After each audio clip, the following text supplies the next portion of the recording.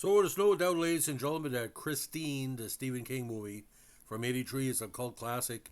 Stephen King productions were very strong in the early to mid '80s, and this was one of them.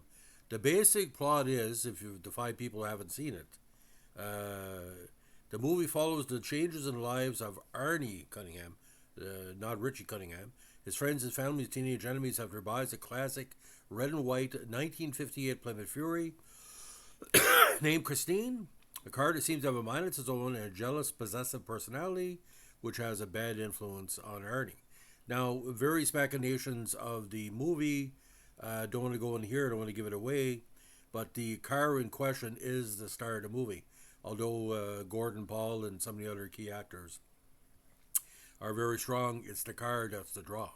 Now, it only cost $10 million but drew $20 million at the box office. Now, although the car in the film is identified as a '58 Fury, in an 1883 radio ad spoiling the film, voiceover artist announced she's a '57 Fury. 200 Plymouth models, the Belvedere and the Savoy, were also used to portray the malevolent automobile on screen. John Carpenter, director, placed ads throughout Southern California, searching for models of the car, and was able to purchase 24 of them in various states of disrepair, which were used to build a total of 17 copies of the film car. All cars were two-door hardtops. Now, total production for the '58 Plymouth Fury was only 5,303, and they were extremely difficult to find and expensive to buy at the time. In addition, the real-life Furies only came in one color, sandstone white, with a buckskin beige interior, seen on the other Furies on the assembly line during the initial scenes of the movie, though the car in King's novel was ordered with a red and white custom paint job. Now, original Carpenter had not planned to film the car's regeneration scenes, which were the highlight of the movie, but gave special effects supervisor Roy Arbogast 3 weeks to devise a way for the car to rebuild itself. Arbogast and his team made rubber molds for one of the cars, including a whole front end. One of the cars was stripped of its engine to accommodate internally mounted hydraulics that pulled the framework inward, crumpling the car with the shot then run backwards in the final film. Now, 23 cars were used in the movie. Initially sold as scrap metal after filming ending, one of the best-known surviving vehicles was eventually rescued from the junkyard and restored. It was subsequently bought by collector Bill Gibson of Pensacola, and one of the Christines was auctioned off at an auto auction in Florida in January 2020. Now, released on December 9th, '83, why would you think this is a Christmas movie? Better for Halloween, to 1,045 theaters. In its opening weekend, Christine brought in $3.4 million, landing at number 4. The film dropped 40% its second weekend, grossing $2 million, slipping from 4th to 8th. In its third weekend, it grossed 1.8, dropping to number 9. The film remained at number 9 in its fourth weekend, with an additional gross of $2.7 million. In its fifth weekend, through word of mouth, it returned to 8, grossing $2 million, bringing in $1.3 million in its sixth weekend. The film dropped out of the box office top 10 in 12th place. In its seventh and final weekend, the film brought in nearly $1 million at number 14, bringing the total gross for Christine to $21 million. Now, we saw this at the Mountain Drive-In up in Advil, me and my dad, and we found it to be, this was into '84, of course, we found it to be, the typical, you need to see this to drive-in. In the interior of a theater, it's not the same, but the audio and the visuals of this is quite good, which has led it to be 72% on Rotten Tomatoes. Now, screenplay by Britt Phillips, based on, of course, the Christine novel by King, produced by Richard Corbritz and Larry J. Franco. Harry Dean Stanton, of course, in this movie as well. Cinematography by Donald M. Morgan, very underrated. Edited by Marion Rothman. Music by Carpenter and Alan Haworth, not the Washington Capitol player, of course. Metro Color, distributed by Columbia, and 110 minutes. Now, there's some talk of there's a longer cut of this movie out there someplace.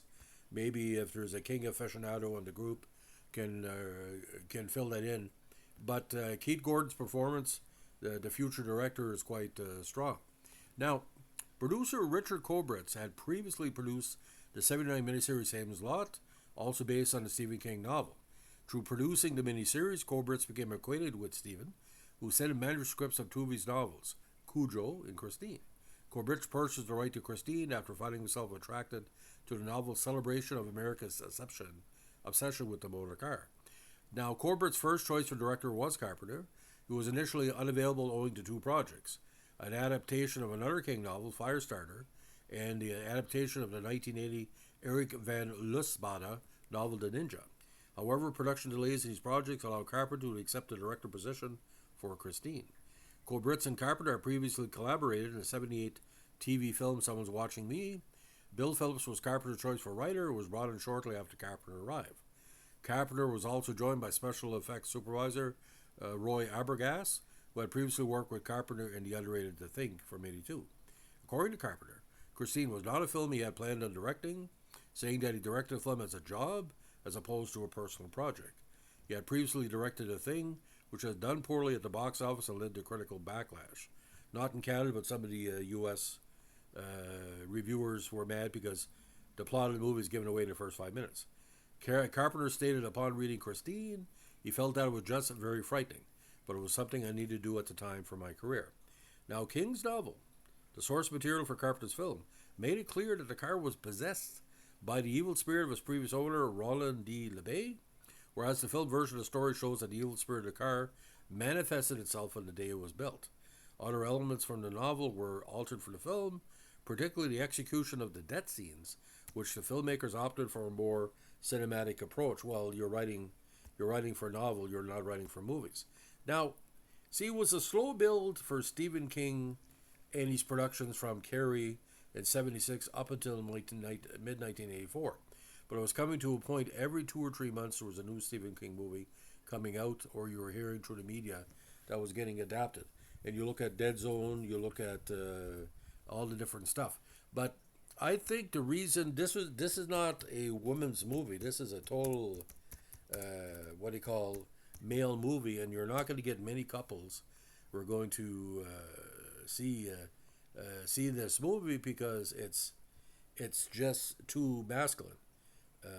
Anyway, but I want to go over like the interesting films at the time. Again, '76 you had Carrie, '81 you had Night Riders, '82 Creepshow, '85 Cat's Eye and Silver Bullet, okay, and Maximum Overdrive in '86.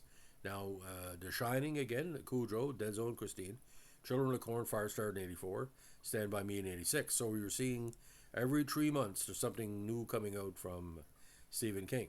And now the TV adaptations, of course, Salem's Lot in '79. So you got Salem's Lot, ladies and gentlemen.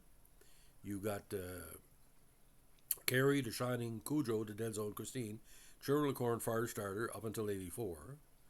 Okay, and then Night Riders and Creepshow. And of course, Cat's Eye and Silver Bullet to Maximum Overdrive. So a very, very interesting situation.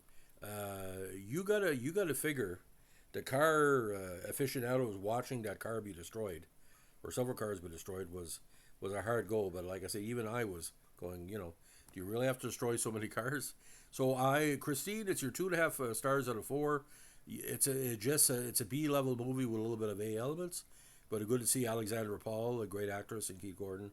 Later went Back to School. The Son of Rodney. That'd be a good title for a movie, Son of Rodney. So if you like this movie, let me know. If you didn't like it, don't tell nobody. Give us a like, comment, subscribe, or share. And if you see a Plymouth Fury on the highway with no driver, pull over. Have a good one.